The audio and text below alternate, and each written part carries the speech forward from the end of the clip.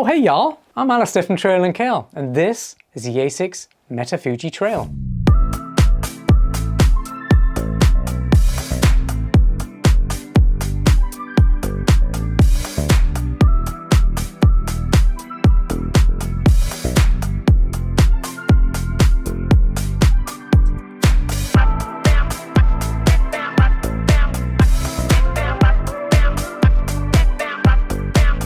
What's the Metafuji Trail all about then? Well, it's very much a trail racing shoe with a carbon fiber plate running through the midsole, and it's got a super bouncy, cushy, responsive ride coming from the FF Turbo foam. So it may be fast, bouncy and fun to run in, but how does it perform on technical terrain? And is it worth that $250 price tag? Well, stick around, you're about to find out. Let's start with the key specifications or the features that really matter about the ASICS Metafuji Trail. Well, yes, they're $250, super expensive. I'll let you know by the end of this review if I think they're worth that price tag. They weigh 9.4 ounces for a size US men's 9, that's my pair, or 266 grams for the grams lovers. They have a medium drop of 5 millimeters from heel to toe. They're using a nice breathable technical mesh upper. I've got more things to say about that, which I'll let you know in my performance review. The midsole is using FF Turbo foam, and it does have that carbon fiber plate running through it. It's a full length plate, and it is super responsive with insane energy return. On the outsole, it's using ASICS's ASICS Grip rubber compound. They have a neutral support, so will suit most people's running gait. How do they fit and feel then? Well, they're very much true to size, so if you're used to running in ASICS running shoes, go with your usual sizing. They do have a medium width, and the toe box is quite roomy, which is really nice. It's nice to have extra space within the toe box so that your toes can splay, giving you extra power on steep inclines, but also when you're trying to run fast on flats. Extra space in that toe box also allows for better biomechanics and more comfort throughout the run. Now, one thing to note is these collar walls are relatively high when compared to other running shoes out there right now. So if you are a person who has low ankle bone geometry, this shoe won't be for you. And although the lacing system is traditional and pretty good, I did notice after my first few runs in this, after like the first 5 minutes or something, you think you've got the right fit when you start out on your run, but after 5 minutes it really loosens up, especially around the top of the lacing system here. So you do have to then tighten up those laces again to get a nice secure heel lock on your run. Something a little bit odd because I've not really noticed that on other running shoes. Normally I can just get the perfect fit before I start my run and then it stays like that. And I think maybe it has something to do with the tongue. If you're enjoying this review, please give it a like, share it with a friend, and subscribe to this channel for more in-depth running shoe reviews just like this one. Alright, you've made it to my performance review. I'm going to start by going over the things that I really like about this shoe. First off, these shoes are insanely fast. They really do feel like a road race day super shoe. It almost feels like the Metaspeed Sky Paris with a little bit of an adaptation for the trail. Now, it's really odd because it does feel like a road to trail racing shoe. So for anyone who wants one shoe to run really fast on the roads, but also on light trails, this shoe is going to be perfect for you because it performs just as well on roads as it does on light trail. But the speed is coming from that carbon fiber plate and the FF Turbo foam and fairly high stack height, which gives you that bounce and springiness. When you combine that with the carbon fiber plate, you get one hell of a fast ride. It is honestly quite a fun ride on buff trails. And because this midsole is so cushioned and bouncy, it is very forgiving when you land.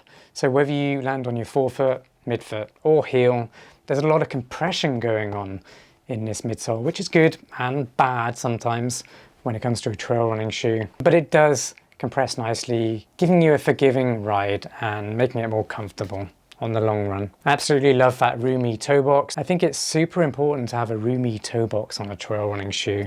For reasons outlined before, you need that extra space if you do want to get maximum power when climbing up steep inclines.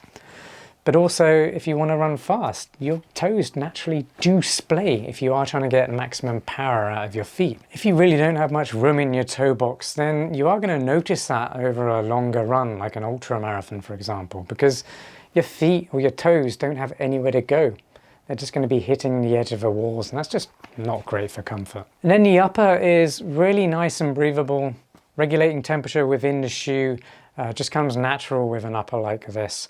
And I also like that there is quite a lot of flex in it as well, so it does expand if your feet do get hot.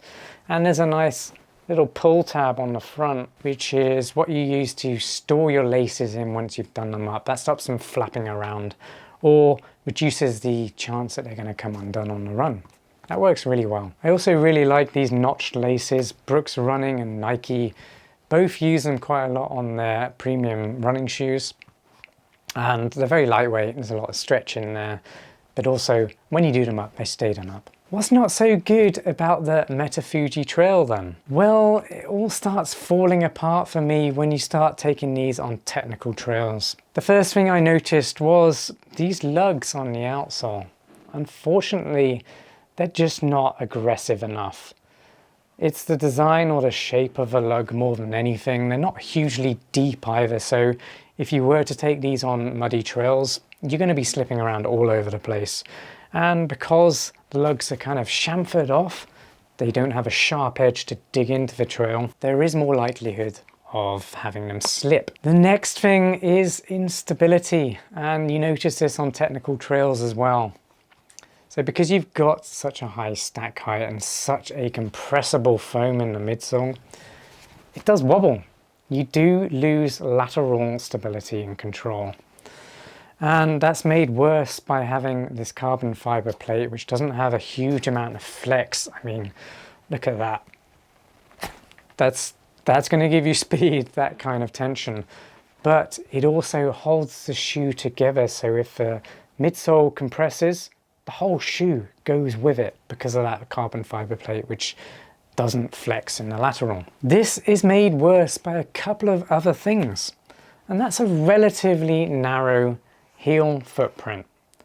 So there's not a huge amount of surface area at the heel, giving you a little bit less stability in the lateral if you do land on your heel area. And also the upper doesn't have a huge amount of support. It's very flexible. Now, that's absolutely fine on non-technical, easy trails, but you do need some support in the upper if you're going to be running on technical trails, because it holds your foot in the shoe and it helps stop it wobbling. And then the final downside is the tongue. Now, the tongue's just too short. It's too short for this lacing system here. And that's made worse by the fact it slips. It moves around top of your foot after having run in them. And that's an issue because you do have to do these laces up to get decent heel lock in these shoes. You do have to do them up very tight.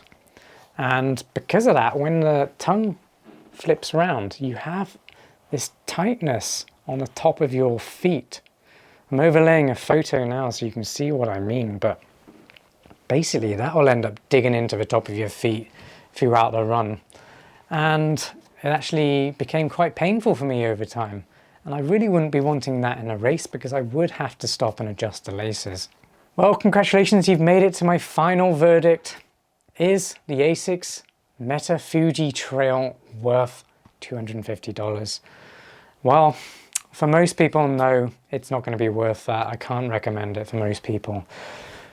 There's going to be a niche segment of people who want a super fast, almost like super shoe type race day shoe for road running, and also to be able to run fast on things like gravel and very simple light trails.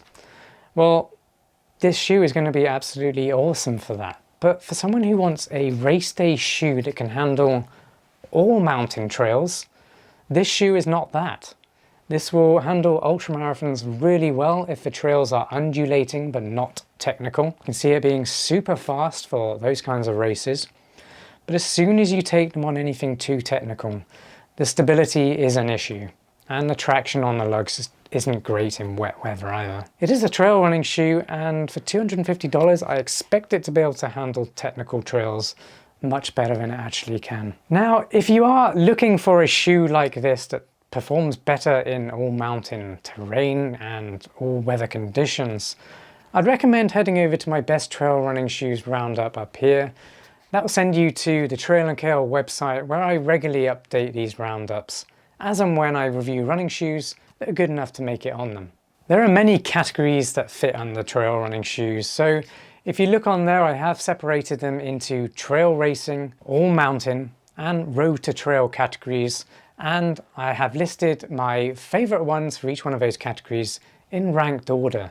So I'd recommend going there if you are looking for a trail racing shoe. And if you're just really not sure which running shoe is going to be best suited to you, let me know your circumstances in the comments. Let me know what types of running you like to do. Let me know if you need a stability shoe, or if you need a cushion shoe or a responsive shoe, low drop, high drop, you want a budget shoe, you're happy to pay money on an expensive premium shoe. Let me know as many details as you can, and I'll get you hooked up with the best running shoes for you. Well, thanks for watching this ASICS Metafuji Trail review. I really hope you enjoyed it. If you did, please give the video a like, share it with a friend, and subscribe to my channel for more running shoe reviews just like this one. Thanks again for watching, and I'll see you next time. Peace.